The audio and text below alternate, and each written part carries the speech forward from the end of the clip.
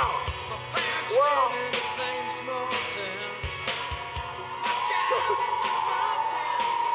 So,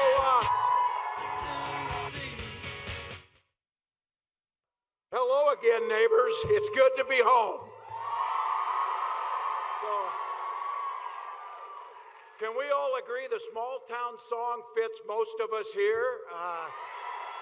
Well, first of all, thank you to Blaine.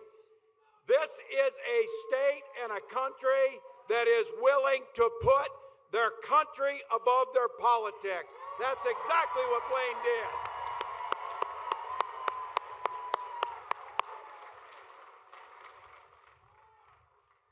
Not from Nebraska. So, folks, first of all, I got to give a huge thank you. This state has produced some of the best and the most effective politicians, like our former Senator Ben Nelson.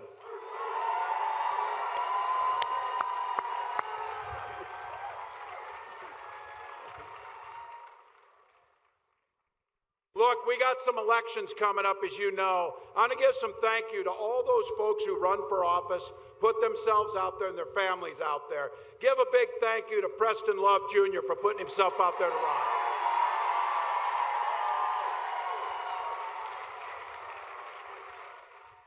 And I'm guessing we got a few folks here from Lincoln, right? There we go. Look. There's enough votes in Lincoln. Let's make sure we elect Carol Blood in that and win these seats that go. Do that.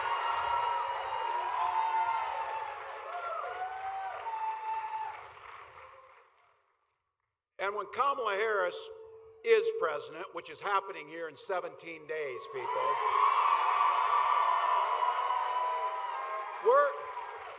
we're going to need a Congress that actually knows what work looks like for the American people. Send Tony Vargas there and put Democrats in charge.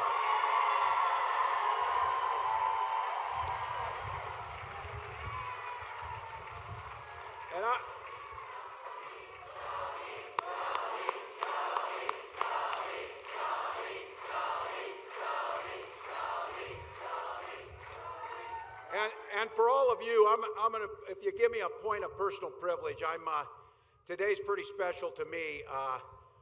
My big sister's here today in support, and I'm just glad to say thank you to Sandy.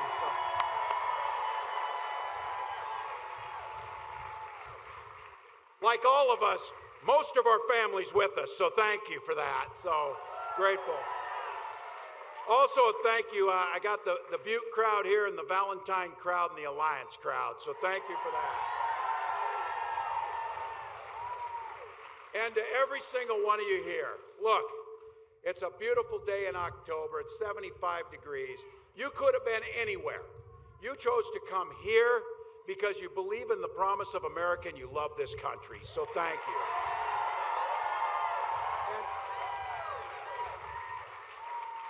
And if I could, the blue dot that has taken over the country as they know what you're doing here, let me be very clear what this blue dot symbolizes. This blue dot symbolizes democracy. It symbolizes decency. It symbolizes a woman's right to make her own choices.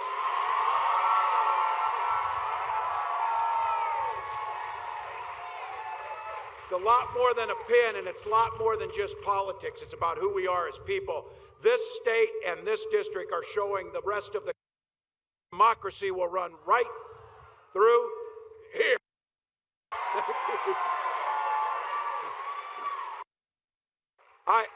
Did we have this? I thought, I saw Donald Trump's mic went bad in Detroit. You do not want me dancing for 20 minutes like this dude.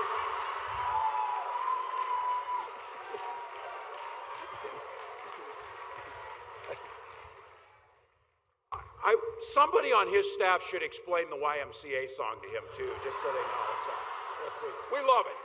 Look. 17 days till this election happens, folks. Here we go.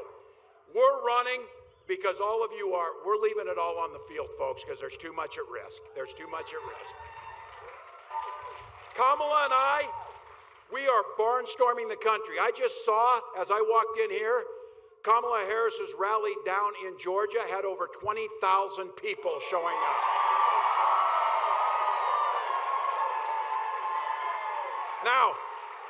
Now we're going to win Georgia. Last time we won it, we should call Donald Trump and ask him what we won it by, 11,470 votes.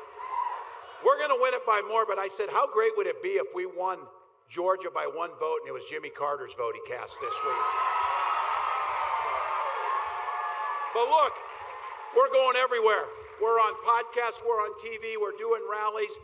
The two of us are about one hit away from being regulars on Fox News, and that's hell. So, you know what? It takes a little stamina to run for president. It takes a lot of stamina to be president. So, you might be asking yourself, how in the hell does Donald Trump think he's going to do this? Well, I'm sure his handlers are being pretty clear. They've got him under wraps if you haven't seen this. Look, Donald's stick is old, tired, and divisive, just like him. He's refusing to face Kamala in a debate again. Can you blame him after the butt whipping he took at that?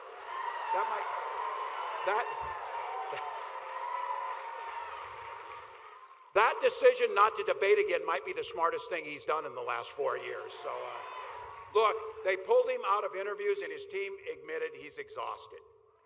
Canceled another talk show this week. Look, give him a break. He's nearly 80 years old. He's out there rambling, moving around. We'll give him a break. But look, he's not up to this anymore, folks. He's not up to it, and we need to make that clear. But you know what? You need to be clear about this.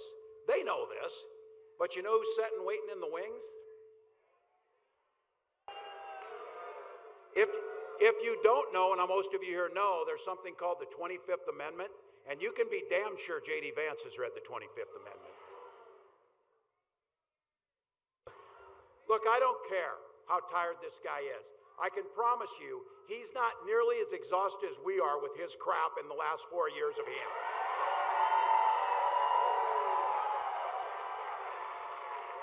But don't despair, Omaha. We're tough damn people out here. Don't despair, because he is never going to be president of the United States. Kamala Harris is.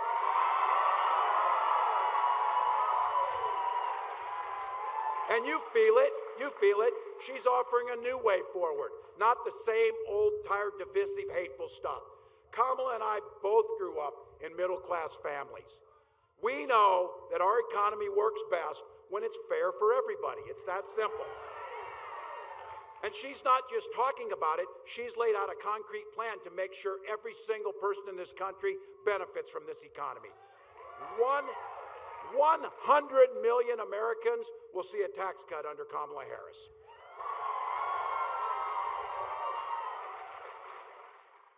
Taking on the price gougers in Big Pharma. Those guys say, oh, you know, there's no such thing as price gouging. Anybody see what happened to hurricanes coming to Florida and airline tickets went through the roof? That's not capitalism, that's grifting. They're grifting off people. They're making money off people's back. And when it comes to things like insulin, for God's sakes, we had to pass a law in Minnesota because we had a young man named Alex Smith. He turned 26 and went off his parents' insurance. To get his insulin, he was rationing it. Alex Smith died because of that. His mom, Nicole Smith, came to the Capitol in St. Paul and said, I'll be damned if another parent loses a child over insulin, for God's sakes. And we passed a law capping insulin at $35.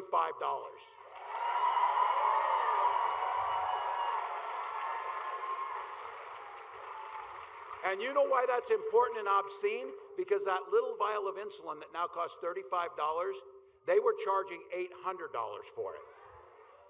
You know how much it costs to make it? $5. So our economy works best when it works for everyone. But some of you in here, and I can tell you, many of you may not be there yet, but you start getting near to 60, you start paying attention to some really smart things like Medicare and Social Security. Really smart things. This week, Kamala Harris proposed, and it's a plan we'll put in place. You send Tony Vargas there, we get a majority, we pass this and sign it into law, home care through Medicare for our seniors. It's huge.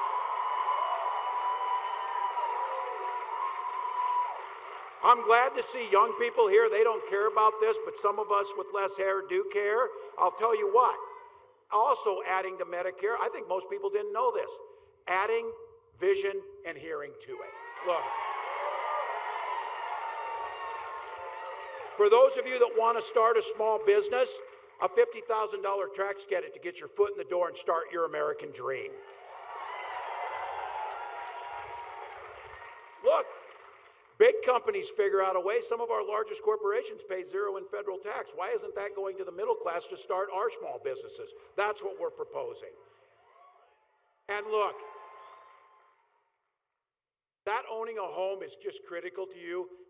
We talk about this in Minnesota, and I know this being a Nebraskan that you have it too. The saying is, the economy works, and we all do better when we all do better. Paul Wellstone said that in Minnesota a long time ago, and it's about an economy and it's about fairness. It's about understanding that the workers that built this country should receive a fair wage. It's about understanding that health care should be a human right and that you should go home safe after work. Those are the things we care about. Now,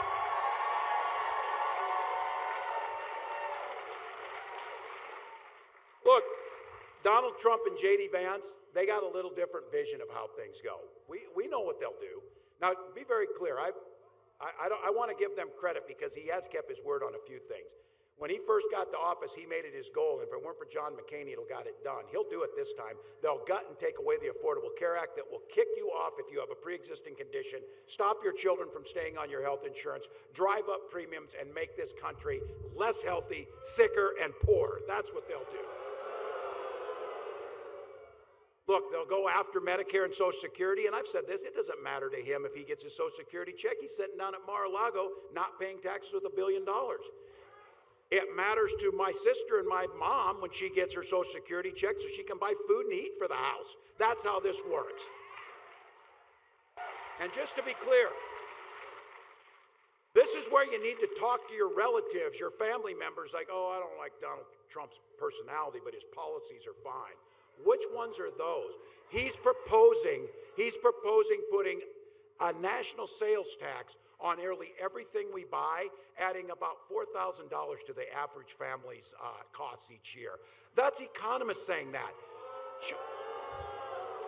China doesn't pay the tariffs, you pay the tariffs. No more than Mexico didn't pay for a damn wall that he didn't build anyway.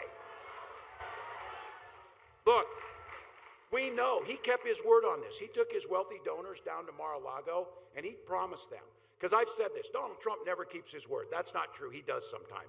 He took those wealthy donors down to Mar-a-Lago and he said, you're rich as hell and I'm going to give you a tax cut. He did it. He did it. He followed through.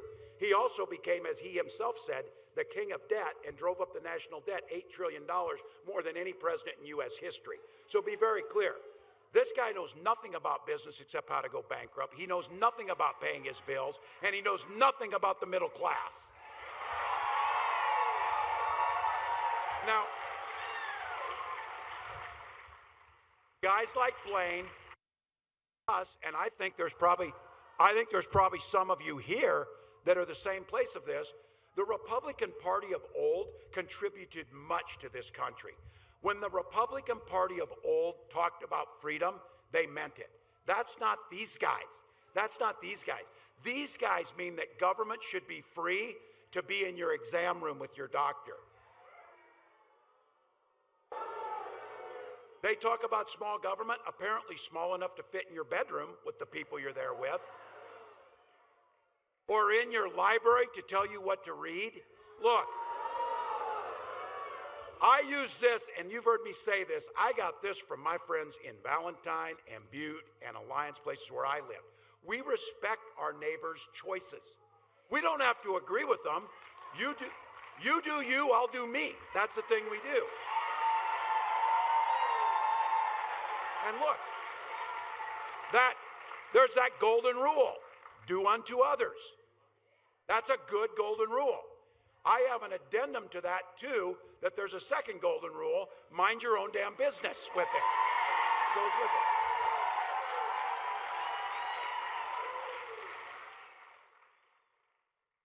Somebody said, you think Donald Trump knows the golden rule?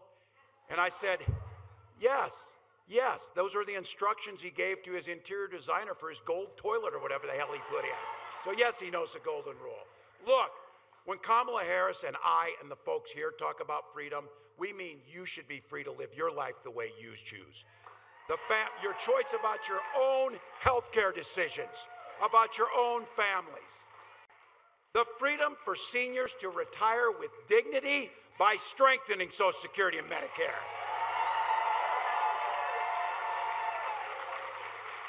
And for all of us here, and those who have little ones, and those who have grandkids, and just those that are just basic, decent human beings, the freedom to send our little ones dressed in their finest clothes off to a school to meet with a teacher and to be there and learn, the freedom to do that without being shot dead in their classroom. That's what freedom is.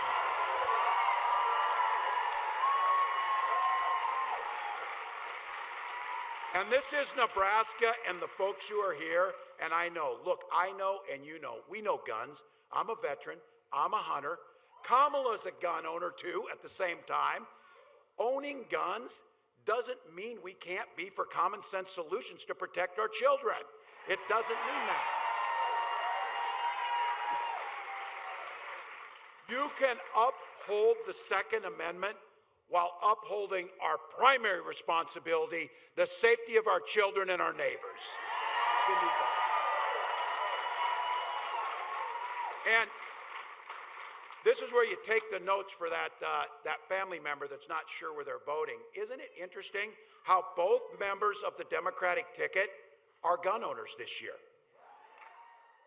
But the guy on the Republican ticket can't pass a background check to get one.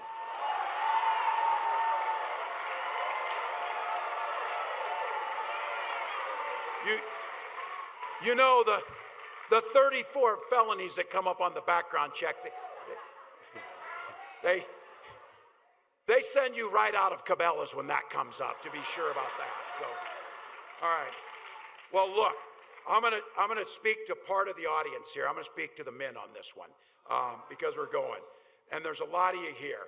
Look, all of you, for the women in your life that you love, your wives, your daughters, your mothers, your friends, all of them, literally their lives are on the line in this election, guys. That's what's on the line. Donald Trump appointed his Supreme Court justices who did exactly what he told them to do. They repealed the protections of Roe versus Wade, and he brags about it. He is glad that my daughter, your daughters, our wives have fewer rights than their mothers and grandmothers had. He brags about it. 20 states, including right here, now have the Trump abortion bans. He calls that a beautiful thing. A beautiful thing. You're seeing it. You're seeing it all over. Women being denied care at the ER, having miscarriages in parking lots. Survivors of rape, Hadley Duvall. These are women's names that should have never been known by Americans because it's nobody's damn business about what they're doing with their health care. But we now know them. The bravery of Hadley Duvall to stand up and say when she was 12 years old, a child, raped and impregnated by her stepfather. And they told her, and J.D. Vance said, that there should be no exceptions for rape or incest because he said, 2 wrongs don't make a right. There is not one damn thing right of what happened to Hadley Duvall, and what they're doing makes it so much worse. So look, to the men here, it's bigger than that. These are the guys in Project 2025. They want to control from contraception to fertility clinics. Fertility clinics that in states are now trying to close and turn couples away. Couples that simply want to have a family and use those services. And I said, this is personal for me. Again, you don't need to hear about my personal stuff, but my wife and I have talked about it. For years, we tried to have children, and it was because we could use fertility treatments that we have our beautiful family. And I'll be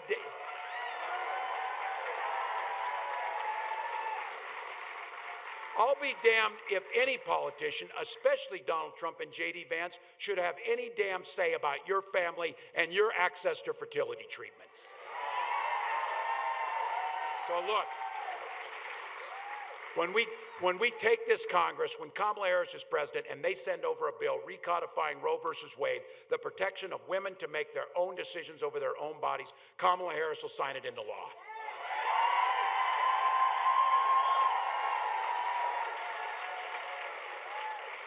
Look, I think we got to know, and I get this. We have 17 days, and I know in this amphitheater, I'm preaching to the choir, but folks, our recital is 17 days away. And we need to sing loudly. So it's important to know what's on the other side. If Donald Trump would be elected again, he would have the opportunity to appoint either 2 or 3 more Supreme Court justices during the next 4 years. This is a group of folks who already told Donald Trump, you have immunity to do whatever the hell you want to do. These are the folks that will be making decisions about the laws and this country for our children's and grandchildren's lifetime. They would have 6 of the 9 Supreme Court justices, and they would have no accountability over Donald Trump. And look, I know that's not the future you want for your family. It's not the one. So look, there's a solution. You and everyone you know vote for Kamala Harris, and none of that will happen. None of it.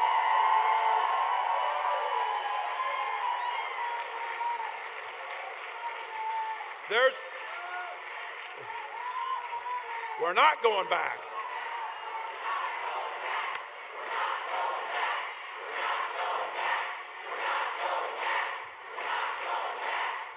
Look, there's plenty of reasons that the stakes in this election are really high, but let me give you one more. Some of you might have heard, and look, people are overwhelmed by this, and I run into people who say, look, I'm just not that into politics, I'm tired of it. Well, too damn bad, politics is into you. So, and some of these folks say, we got through one Trump term, and you know, they rewrite the history of it. They don't recall that all of our neighbors were dying of COVID because his idiocy of neglecting science and telling us to inject bleach didn't do us much good. But I got to tell you this. They tell us we could survive another 4 years.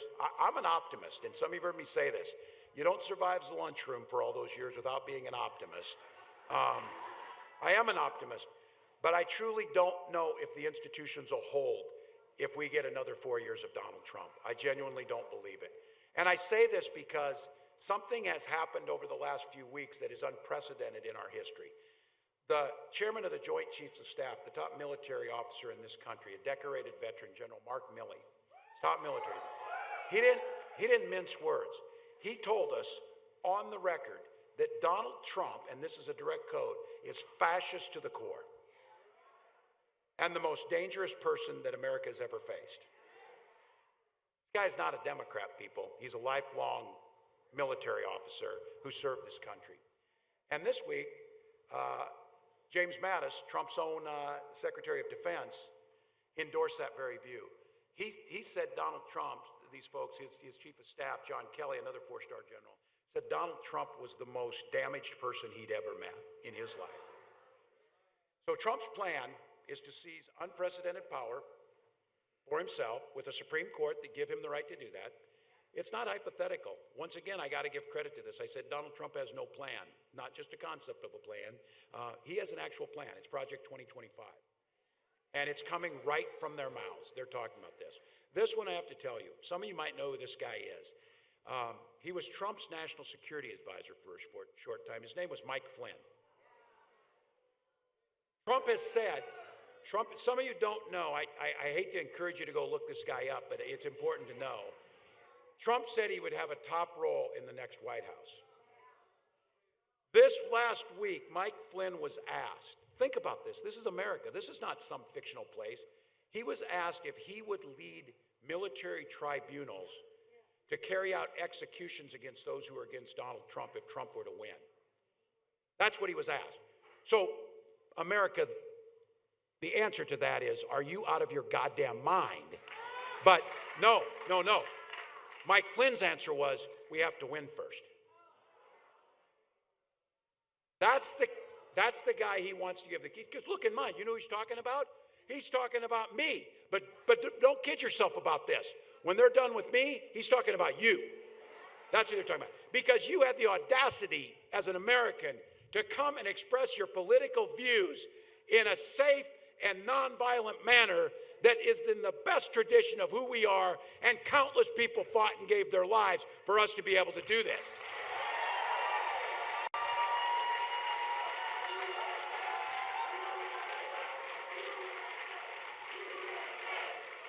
That's exactly right.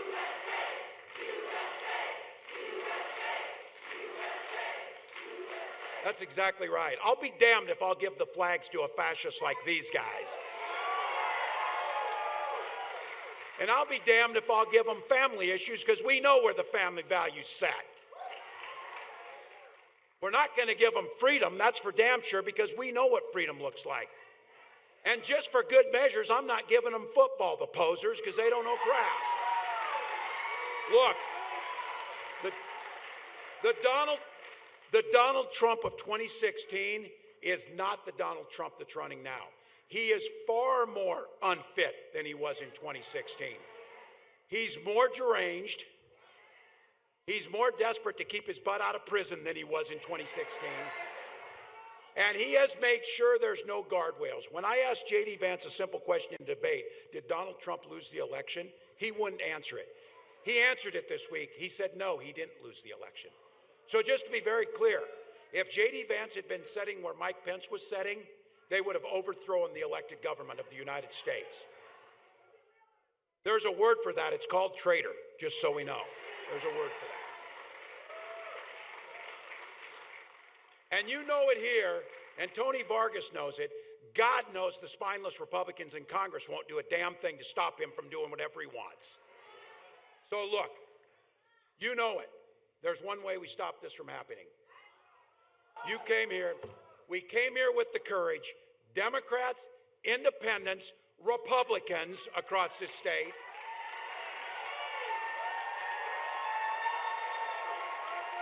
Think about it. Think about it. You tell me how bad Donald Trump is that he brought Bernie Sanders, Dick Cheney, and for Christ's sakes, Taylor Swift onto the same ticket, on the same ticket. So look, folks, we do this the right way. We do it the American way. We get organized, we make the phone calls, we do the door knocks, we knock, and we clean his clock on election day and win this thing. That's how you do it. So 17 days, folks, and this thing's close. We're still the underdogs. It's still a race, but we're leaving it all on the field. Return your mail ballot today if you have one. Don't wait. You can vote early at your county election office, Monday through Friday. Be sure to bring a photo ID, Nebraskans. If you're not registered, you have until October 25th. You can register in person. You can vote at the same time. If you want more, iwillvote.com/NE. So tell your neighbors, get them out there. Look, we need to door knock. We need to phone call. 1 or 2 extra votes per precinct could make a difference, and you know that. I know we ask much. If you got a little, you can go to kamalaharris.com, pitch in $1 or $2, and to know what that does, that puts buses at polling stations to take people to vote. It puts another door knocker out on the door. It runs one more ad on Facebook, wherever it might be, to get out this positive message about a new way forward. We can do that. And I have to tell you, I think all of you know this. This thing is going to be close. The blue wall is going to hold across the north of America, Michigan, Wisconsin, Pennsylvania, Minnesota. But you do the math, Wisconsin, Michigan, Minnesota, the rest of the states, 269. 1 dot makes the difference.